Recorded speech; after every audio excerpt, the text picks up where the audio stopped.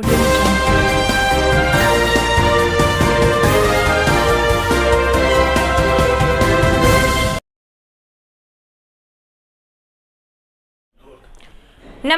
संगम news में आप सभी का स्वागत है। मैं हूं निशा। आइए खबरें देखते हैं विस्तार से। फाफामऊ थाना क्षेत्र के गौरी गांव में दंपति और उनके 2 बच्चों की धारदार हथियार से हत्या कर दी गई। मृतकों में एक युवती भी शामिल है। एक ही परिवार के 4 लोगों की निर्मम हत्या की घटना से गांव में सनसनी फैल गई। आला अधिकारियों ने मौके पर पहुंचे डॉग स्क्वाड के माध्यम से पुलिस छानबीन में जुट गई है। मृतकों में मजदूर फूलचंद पासी और उनकी पत्नी मीनू, पुत्री सपना और बेटा शिव 13 साल शामिल है। पुलिस के मुताबिक फूलचंद मजदूरी करके परिवार चलाते थे। बीती रात सभी लोग खाना खाकर सो गए और सुबह चारों लोगों की लाश घर पर मिली। हत्या धारदार हथियार से की गई है। पुलिस के मुताबिक प्रथम दृष्टया हत्या की वजह पुरानी रंजिश लग रही है।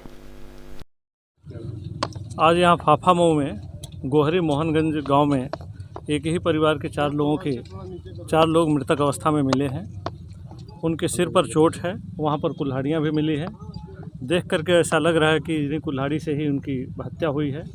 हत्या के बारे में ऐसा आरोप है कि इनकी विगत कुछ वर्षों से दुश्मनी चल रही थी, जिसके ऊपर इन्होंने केस भी पुराने लिखाए हुए हैं। इसके अलावा अन्य क्या कारण है, इन सभी कारणों की सभी कोणों से समीक्षा करते हुए इसके ऊपर तुरंत ही हम लोग कार्रवाई करेंगे।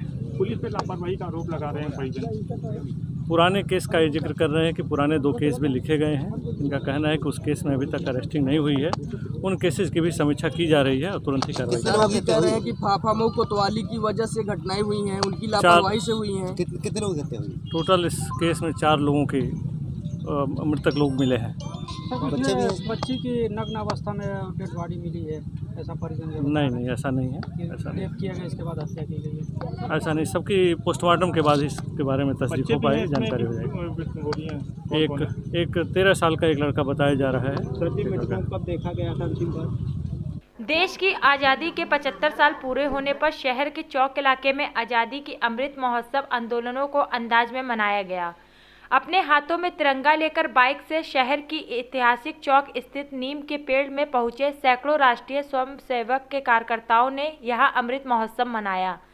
कार्यक्रम की शुरुआत काशी प्रांत प्रचारक रमेश जी द्वारा दीप प्रज्वलन से हुआ। इसके बाद कुछ ऐतिहासिक नीम के पेड़ के नीचे 550 दिए जलाए गए, जिसके नाम सैकड़ों शहीदों की शहादत दर्ज है। दीपदान के उत्सव के बाद वहां मौजूद अतिथियों ने आज़ादी की अमृत महोत्सव पर अपने विचार भी रखे। प्रयागराज के डीआईजी सर्वश्रेष्ठ त्रिपाठी इस मौके पर मौजूद रहे।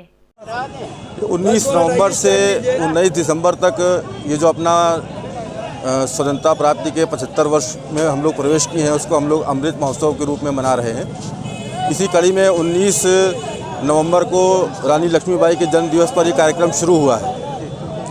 उसी कड़ी में आज श्री गुरु तेग बहादुर जी के बलिदान दिवस पर हम लोगों ने शहीदों को समर्पण के लिए कार्यक्रम रखा था, जिसमें दीपदान का कार्यक्रम था। इसमें हम लोगों ने 5500 दीपकों के साथ समर्पण करने का लक्ष्य लिया था, जो कि हम लोगों ने आज पूरा किया है।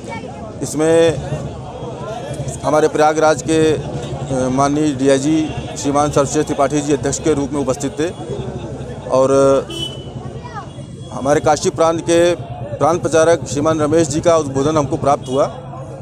इस देश में की स्वतंत्रता के लिए 2, 4, 10 लोगों ने ही केवल बलिदान नहीं दिया, अधिकांश लोगों का, जिनका हम नाम नहीं जानते, हजारों सैकड़ों लोग, लाखों लोग थे जिन्होंने स्वतंत्रता प्राप्ति के आंदोलन में अपना बलिदान दिया।